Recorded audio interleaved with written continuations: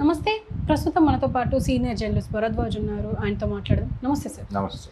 Sir, Bollywood fakest industry అని చెప్పేసి దివంగత ఇర్ఫాన్ ఖాన్ కొడుకు బాబిల్ ఖాన్ ఒక వీడియో బయటకు వచ్చింది, పోస్ట్. అది బాగా వైరల్ అయిపోయింది. అండ్ ఇప్పుడు ఫేకెస్ట్ ఇండస్ట్రీ ఒక బాలీవుడే అని చెప్పేసి అందరూ మాట్లాడుతున్నారు. ఇది ఒక చర్చ అయిపోయింది. మీరేం చెప్తారు సార్? అంటే సినిమా పరిశ్రమలో ఇలాంటివి సహజం. ఆయన అంటే మొదట వీడియో చూసిన వాళ్ళందరూ ఏమనుకున్నారంటే ఈయన ఎక్కడో సఫర్ అయ్యాడు, ఎవరి ద్వారానో హర్ట్ అయ్యాడు, ఆయన లాగౌట్ అనేటువంటి సినిమా ఒకటి చేశాడు, అది బాగానే రెస్పాన్స్ వచ్చింది, కాలా అనేటువంటి సినిమాతో ఎంట్రీ ఇచ్చాడు. ఇర్ఫాన్ ఖాన్ కొడుకుగా మాత్రమే కాదు, నటుడుగా కూడా అతనికి ఒక మేరకు ఇమేజ్ ఉంది. అయితే తన స్నేహితులు కూడా తనని ఇబ్బంది పెట్టారు అన్న టోన్లో ఆ వీడియోలో మాట్లాడాడు. అనన్య పాండే వీళ్ళ గురించి, అర్జున్ గురించి, వీళ్ళ గురించి మాట్లాడాడు. కానీ తర్వాత అది డిలీట్ చేశాడు. డిలీట్ చేసి మళ్ళీ ఇంకేదో ఇన్స్టాలో పోస్ట్ చేశాడు. ఇన్స్టా అకౌంట్ డీయాక్టివేట్ చేశాడు. మళ్ళీ యాక్టివేట్ చేసిన తర్వాత కొత్త కంటెంట్తో ముందుకు వచ్చాడు. ఆ కొత్త కంటెంట్లో మళ్ళీ ఆ ముందు వీడియోలో ఎవరినైతే ఆయన క్రిటిసైజ్ చేశాడో వాళ్ళు చాలా కష్టపడ్డారు జీవితంలో అన్న టోన్లో పాజిటివ్గా వెళ్ళాడు.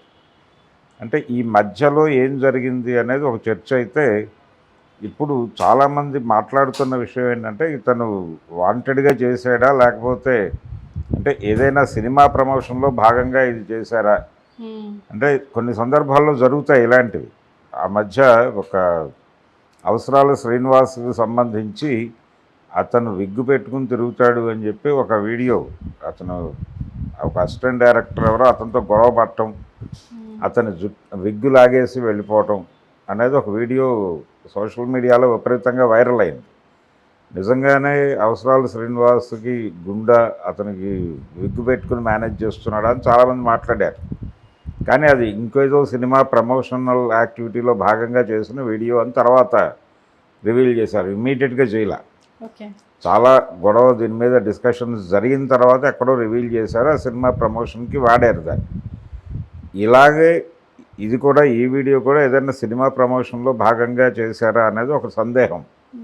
అలాగే ఇది డౌన్లోడ్ చేసి విపరీతంగా సర్క్యులేట్ చేసేసుకుంటున్నారు ఈ వీడియోని. అంటే బాలీవుడ్డే కాదు, ఏ వుడ్ అయినప్పటికీ, ఏ ఇండస్ట్రీలో అయినప్పటికీ సఫరర్స్ ఖచ్చితంగా ఉంటారు. అంటే ఆస్పిరెంట్స్ ఉంటారు, వాళ్ళు ప్రయత్నాలు చేస్తూ ఉంటారు, అవకాశాలు దొరికితే ఎలివేట్ అవుతారు, లేకపోతే నాశనం అయిపోతారు. కానీ దాన్ని వదలకుండా అక్కడే తిరుగుతూ ఉంటారు. ఆ తిరుగుతున్న క్రమంలో అదృష్టం ఏ క్షణమైనా వరిస్తుంది అనేటువంటి హోప్ ఉంటుంది. ఆ హోప్ పోయినప్పుడు నెగిటివ్గా రియాక్ట్ అవుతూ ఉంటారు. ఇక్కడికి వచ్చి జీవితం సర్వనాశనం చేసుకున్నాను, మా అమ్మ చెప్తే వినలేదు, మా నాన్న చెప్తే వినలేదు, ఇలా మాట్లాడతారు చాలామంది. అదే ధోరణిలో ఈ వీడియో ఉంది. అది ఫేక్ ఇండస్ట్రీ, నాకు అవకాశాలు ఇస్తానని చెప్పారు, ఇవ్వలేదు, మోసం చేశారు. అంటే ఒక డిప్రెసివ్ టోన్లో ఉన్నాడు ఆయన, డిప్రెషన్లో ఉన్నట్టుగానే కనిపించాడు. ఆ వీడియో తలకొట్టుకుంటున్నాడు, ఇలా రకరకాల అభినయాలతో నడిచింది. అది నడవడంతో చాలామంది ఎమోషనల్గా కనెక్ట్ అయిపోయారు ఆ వీడియోకి. ఎమోషనల్గా కనెక్ట్ అయిపోయి అక్కడ ఒకచోటైనా ఎక్కడైనా జరుగుతోంది ఇదే కదా, మనమే దృఢంగా నిలబడాలి, మనమే ఫైట్ చేయాలి అని చాలామంది సపోర్ట్గా నిలబడే ప్రయత్నం చేశారు. కానీ ఈ రెండోసారి ఆయన మళ్ళీ పోస్ట్ చేసినటువంటి కంటెంట్లో తేడా కనిపించేసరికి అనుమానాలు మొదలుపెట్టారు. ఎవరైతే ఓవర్ ఎమోషన్ అయ్యారో, ఈవెన్ సాయి రాజేష్ అనేటువంటి బాలీవుడ్ డైరెక్టర్ కూడా దాంతో కనెక్ట్ అయ్యి ట్రావెల్ అయినప్పటికీ అతనికి ఆ రెండో వీడియో చూసిన తర్వాత అతనికే కాదు చాలామందికి, అతను సపోర్ట్ చేసిన వాళ్ళందరికీ డౌట్ వచ్చింది. ఇది ఏదైనా ప్రమోషనల్ యాక్టివిటీలో భాగంగా జరుగుతుందా, లేకపోతే అసలు రియల్గా మాట్లాడాడా అనే కన్ఫ్యూజన్. ఆ కన్ఫ్యూజన్ క్రియేట్ కావడానికి కారణం రెండో పోస్ట్.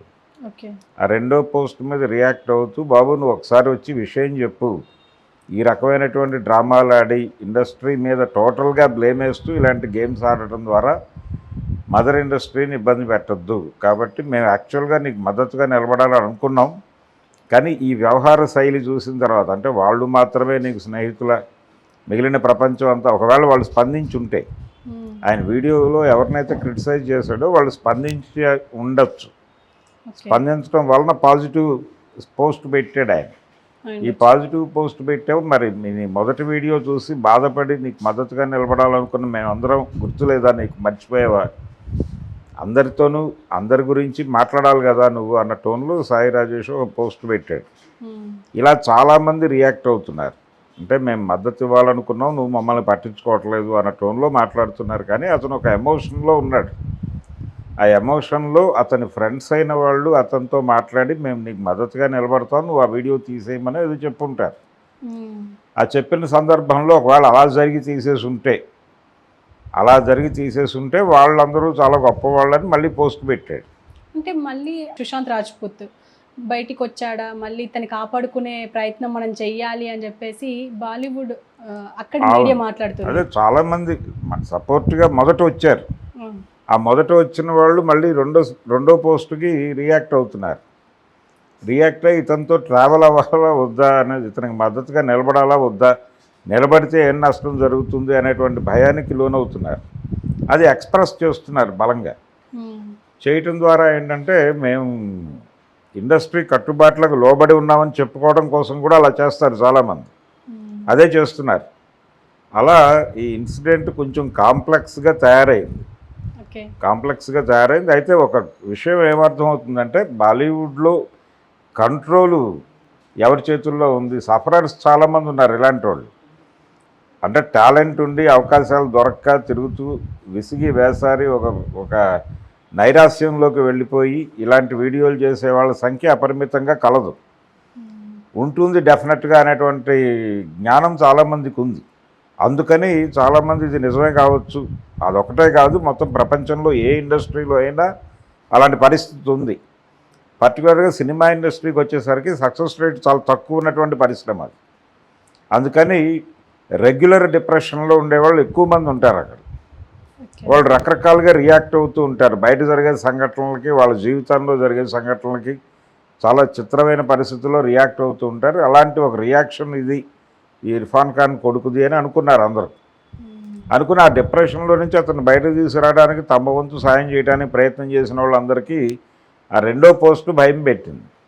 మనం ఇతన్ని సపోర్ట్ చేస్తే మనం దెబ్బతింటాం, కానీ ఇతను సీరియస్గానే పెట్టాడా నాన్ సీరియస్గా పెట్టాడా అనే ఒక సందేహానికి గురయ్యారు వాళ్ళందరూ. గురయ్యి ఎందుకు వచ్చిన గొడవ అని ఓపెన్గా మాట్లాడటం మొదలుపెట్టారు.